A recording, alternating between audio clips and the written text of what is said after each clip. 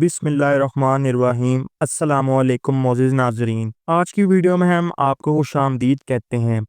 ناظرین، آج کی میں اپنی اس ویڈیو میں آپ کو حضرت داؤد علیہ السلام اور ان کی امت کے بارے میں کچھ معلومات فراہم کروں گا کہ ان کی امت کو کیوں بندر بنایا گیا اور ہمیں حضرت داؤد علیہ السلام کی امت پر دیے گئے اس عذاب سے کیا سبق حاصل کرنا چاہیے۔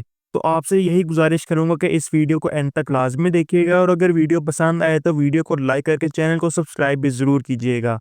ناظرین، حضرت داؤد علیہ السلام کی قوم کے 70,000 افراد سمندر کے کنارے ہیلا نامی بستی میں رہا کرتے تھے۔ ان لوگوں کو اللہ نے ہزار نعمتوں سے نوازا تھا، لیکن جب ان کے لیے یہ راحت اور سکون آیا تو یہ اللہ کی عبادت سے محروم ہو گئے اور اللہ کی بنائی گئی مخلوقات پر ظلم و ستم ڈھانے لگے۔ تو یوں اللہ تعالیٰ نے ان کو خبردار کیا کہ تم لوگ ہفتے کے 7 دنوں میں صرف ایک ہفتے کے دن شکار نہ کیا کرو، اور اتوار سے لے کر جمعے تک جتنا شکار پکڑنا ہو پکڑ لیا کرو، لیکن ایک دن اللہ کی عبادت اور مخلوقات کے امن کے لیے رکھ دو۔ تو جب اللہ تعالیٰ نے یہ حکم بھیجا تو یوں اللہ نے ان کا امتحان لینا شروع کر دیا، اور وہ اتوار سے لے کر جمعے تک سمندر میں مچھلیاں پکڑنے لگے۔ تو جب وہ مچھلیاں پکڑتے تو ان کی زیادہ مقدار ان کے ہاتھ نہ آتی، اور جب اللہ تعالیٰ نے ہفتے کے دن ان کو شکار سے منع فرمایا تو اس دن سمندر کو دیکھتے تو ان کو وہاں پر بہت بہت بڑی مچھلیاں نظر آنے لگتیں۔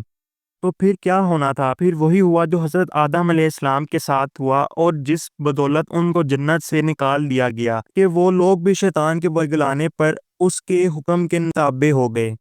ان میں سے ایک شخص کو شیطان نے ورگلایا، پریشان کیوں ہوتے ہو؟ میری ترکیب پر عمل کرو، تم شکار سے کبھی محروم نہیں رہو گے۔ تو پھر کیا ہونا تھا؟ اس شخص نے شیطان کے کہنے پر ہفتے کے دن کانٹا لگا کے ڈوری کو سمندر میں ڈال دیا کہ مچھلیاں پھنسیں، اور شیطان کا کہا تم اس مچھلی کو اتوار کے دن نکالنا اور یوں تمہارا شکار بھی ہو جائے گا۔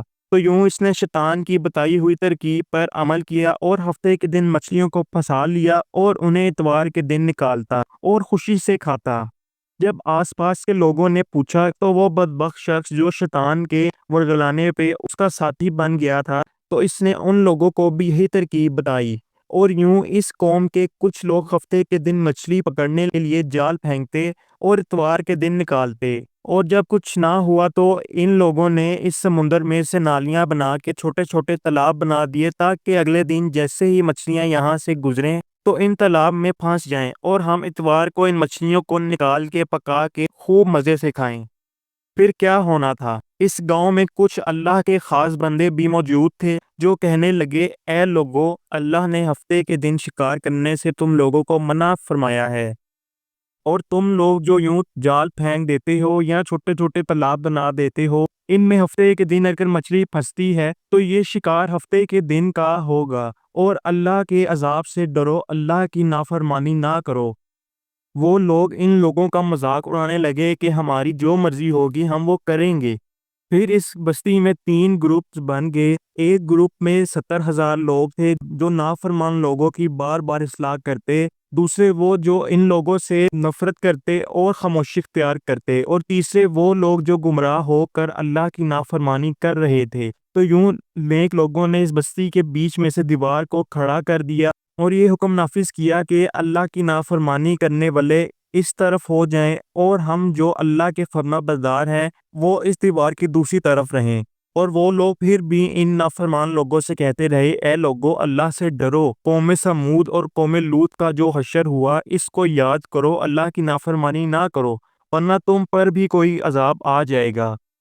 وہ سارے نافرمان لوگ جن کی تعداد تقریباً 12,000 تک تھی ہنستے رہے کہ یہ تو سب کتابی باتیں ہیں، ہم پہ کوئی عذاب نہیں آنے لگا۔ اور بس جیسے ہی وہ گروہ 2 حصوں میں ہو گیا، ایک وہ جو اللہ کے فرما بردار بندے دیوار کے اس طرف تھے، اور دوسرے وہ جو نافرمان بندے جو دیوار کے دوسری طرف تھے، وہ پوری رات ہنستے رہتے اور ان کا مذاق اڑاتے رہتے، اور وہ اللہ کے خاص بندے دیوار کے اس طرف اللہ سے معافی مانگتے۔ بس پھر جیسے ہی صبح ہوئی اور نیک انسان اٹھے، انہیں دیوار کی اس طرف سے کسی انسان کی آواز نہیں آ رہی تھی۔ جیسے ہی وہ لوگ دیوار کی اس طرف چڑھ چڑھ کر دیکھنے لگے تو وہ سارے نافرمان لوگ بندر کی شکل میں تبدیل ہو چکے تھے اور بندروں کی حرکتوں کو انجام دے رہے تھے۔ وہ لوگ جو دیوار سے ان بندروں کو دیکھ رہے تھے تو ان نیک لوگوں نے بندروں کے کپڑوں سے اپنے اپنے رشتہ داروں کو پہچانا اور چیخ کے رونے لگے اور اللہ سے معافی مانگنے لگے۔ ناظرین، جب اللہ کا عذاب آتا ہے تو وہ آ کر ہی رہتا ہے۔ وہ 12,000 لوگ جن پر اللہ کا عذاب آیا اور وہ بندر بن گئے، وہ کچھ بھی کھا پی نہیں سکتے تھے اور وہ اسی عذاب میں مبتلا ہو کر 3 دن بعد مر گئے۔ تو ناظرین، اس بات سے ہمیں بھی یہ سبق حاصل کرنا چاہیے کہ اللہ کی نافرمانی نہ کی جائے۔ ہم سے اکثر کافی مقامات پر اللہ کی نافرمانی ہو جاتی ہے اور اکثر ہمیں اس بات کا احساس تک نہیں ہوتا، لیکن ہم اللہ تعالیٰ سے یہی گزارش کریں گے کہ اللہ تعالیٰ ہمیں نیک راہ پر لانے کی توفیق عطا فرمائے، ہمیں اپنی عبادت میں مشغول کرنے کی توفیق عطا فرمائے، ہمیں اس کا نافرمان ہونے کی بجائے اس کا فرما بردار رہنے کی توفیق عطا فرمائے، اور ہمیں دنیا کے ساتھ ساتھ اپنے آخرت کی تیاری کرنے کی بھی توفیق عطا فرمائے، اور ہمارے ملک پر اور جو امت مسلمہ پر جتنی بھی آزمائشیں آتی ہیں ان آزمائشوں سے ہمیں سبق حاصل کرنے کی توفیق عطا فرمائے اور ہمیں آئندہ زندگی میں گناہوں سے بچائے اور ان آزمائش سے بھی محفوظ رکھے۔ آمین ثم آمین یا رب العالمین۔ تو ناظرین، یہ وہ ایک مختصر سا قصہ تھا جو میں نے آپ کو اس ویڈیو میں فراہم کیا۔